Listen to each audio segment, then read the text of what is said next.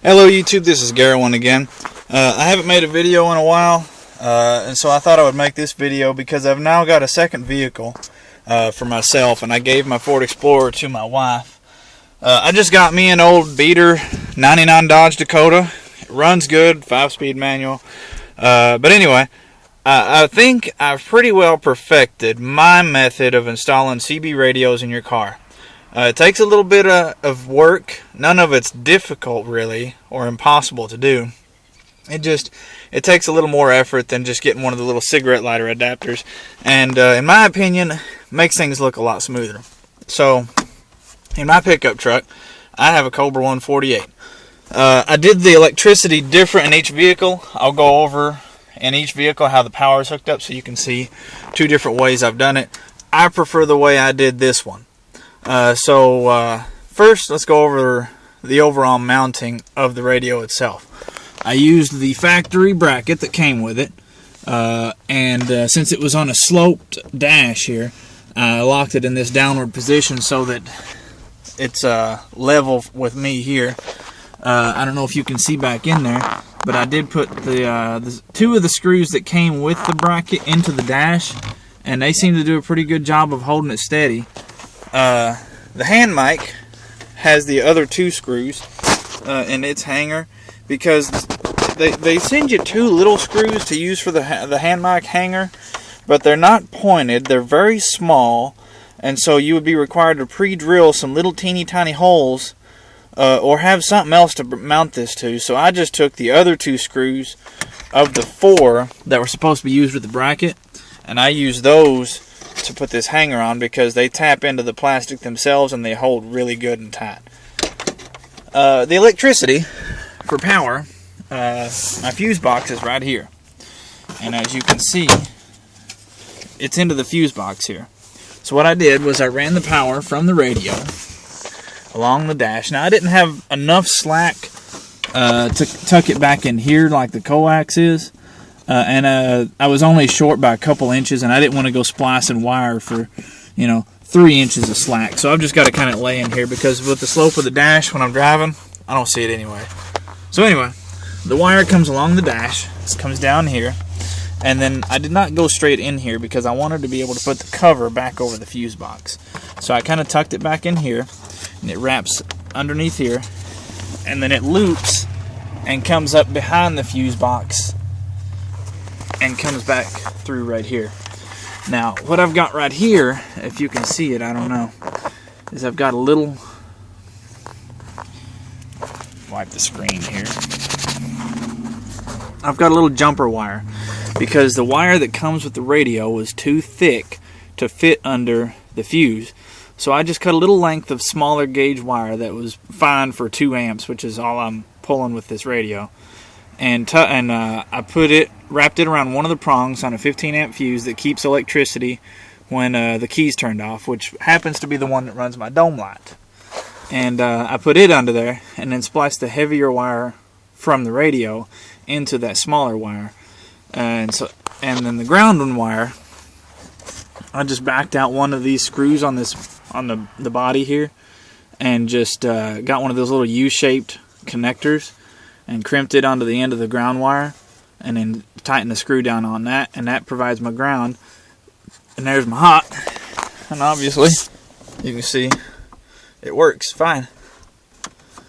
Now as far as the Coax goes, I'll show you where the antenna is at and how I run it. Now this is identical for both vehicles. So I have my little wheel antenna here, and I run the Coax down here.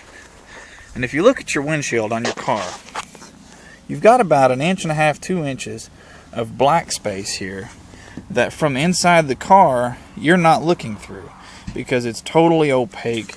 It's got this big plastic bar here, and so you're not looking through this. And what I did was on both vehicles, I've got some of these hard plastic cable holders, and I put 3 of them, top, bottom, and middle, and it holds the cable here and keeps it from working its way over into my vision, and also keeps it from coming this way and getting pinched in the door.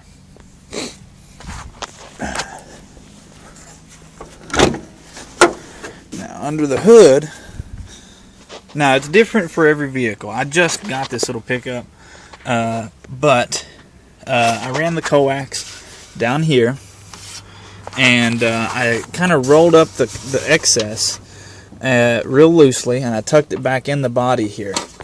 And then I pulled out enough length, right there, you can see where it's at. And there's a hole right there that comes out back in there. And that's where my coax comes through. And then right here is this little rubber bushing that the wiring harness goes through. It might be thick and hard, but it is rubber. I just took my pocket knife and cut a hole in this big enough for the end of the coax to fit through, and pulled through enough to make it to the radio, and just left the rest of it rolled up inside the body here. And if you're worried about breaking this seal, or if you're worried about cutting on this, just make sure you keep the sharp edge of your knife away from the rest of the wiring harness so you don't cut something important. And if you're worried about it breaking the seal or affecting the inside temperature, I really haven't noticed anything. There's probably bigger gaps in other places on your car that came with it, but if you want to, you could always put some rubber silicone around that to hold it in place. So anyway, where it comes through at is right up in there, and then I kind of tuck it and keep it tight. Well, not super tight, but I keep it tight enough to where it does not drape down in the way of any of my pedals. And then I also ran it behind here, up here, and then it had enough slack to where I was able to tuck it down in here, between the windshield and the dash, in this area that's totally opaque on this edge, so you don't see it at all. And then it comes out right there and goes to the radio. And I would recommend that if you have slack when you're running your antenna and you run it the way I did it, make sure that you be very easy with the cable. When I first installed it, I had a couple of sharp bends, and I turned on my radio, and I checked my standing wave, and it jumped up to about 1.5. All I did was go back, remove the twists, get rid of the sharp bends, and roll it nice and smoothly and very gradually, and my standing wave is non-existent now. Works great. So that's how it is here in the Dodge. Let me show you in the Explorer.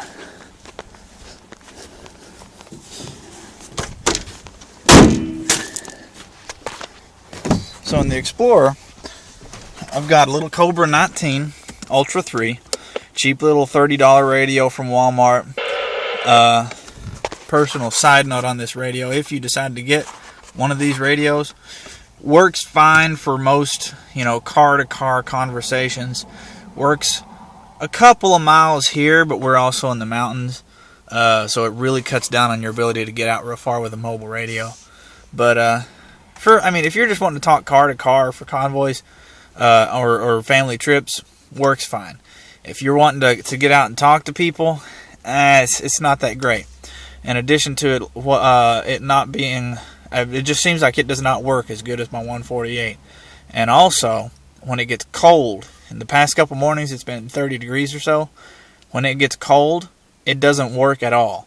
It comes on and it'll display things on the screen, but you won't be able to hear anybody, and if you talk, nobody will be able to hear you, or if they do, I've had my wife talk to me on the house radio when this radio was cold, and it was just, she sounded way out in the distance and kind of staticky and robotic, and as she used the radio more and it warmed up, she started sounding fine. I've had my 148 in the pickup be ice cold.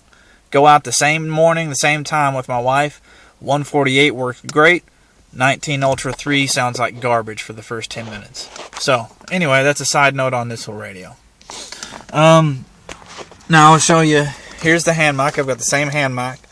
I've got the same deal here. I used the other two screws from the bracket and screwed it into the dash here because it makes it nice and solid, and the little tiny screws that it comes with it for the bracket, I didn't like them at all. The coax is run the same way. Run here down back in here. I need to kind of tuck it back in some more. Now you'll notice that on this one, I've got some a cable tie here, and I've got a cable tie here. Well, it's not a tie, but it's a little holder. And both of these types on both vehicles, they come open on one side. They just close on themselves to hold them in there. So if you want to take a cable out, you can just pull, and it comes right out. So, but as far as just holding it for general purpose, for general use, they work. Let me get this back in here. Well, I'll worry about that after the video. So anyway, these things, they stick pretty good, and I wanted to use one here because on this car, this thing right here closes right against that very tightly. So when the cables are side by side, doesn't pinch and doesn't bother it. But if they're allowed to stack on top of each other, they kind of get squashed by this door, and I didn't want to damage them. Now right here, the cable that came with the 19 Ultra 3, unlike the 148, does not come out of the back of the radio. It's just there permanently, and it wasn't quite long enough. So I had to splice here with an extension cable. So we'll follow the Coax first. The Coax does the same thing. There's a rubber housing there around the wiring harness where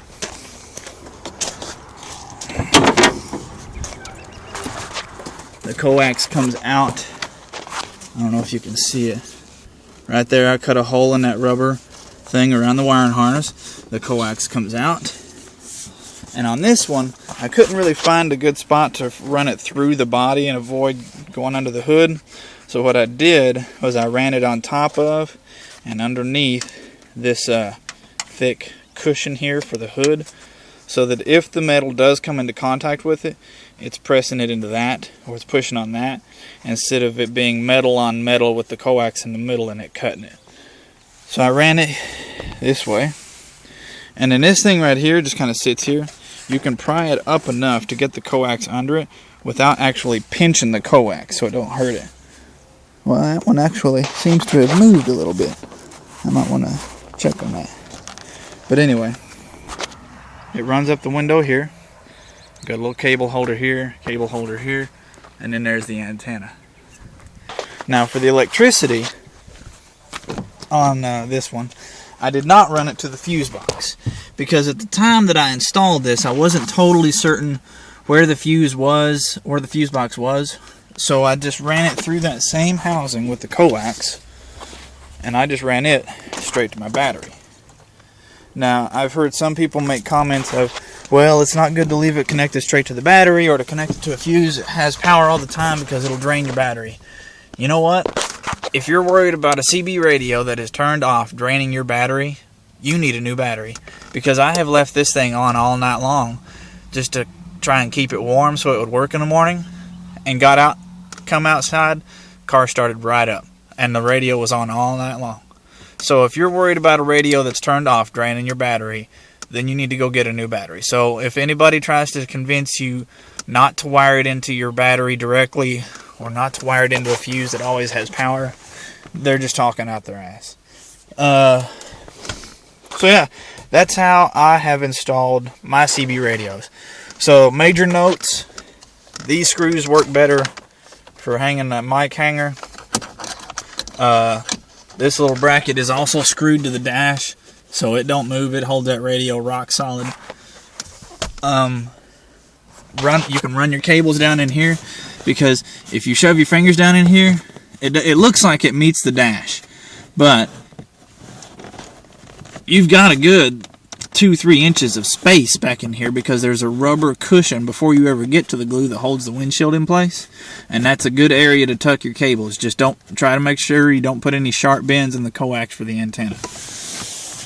In both, and I've installed a radio like this in 3 different cars. This, my pickup, and my brother's little Chevy Malibu, and all 3 of them have had this big rubber thing surrounding the wiring harness that I was able to poke a hole through to run my cables. And like I said, if you want to seal it up, if you're worried about moisture or something coming in there, just drop some rubber silicone around it after you've got all your cables running. You know you've got all your slack that you need. So yeah, If you guys have any questions, comments, or concerns, you can leave them below. And yeah, this is Gary 1 out. Have a good.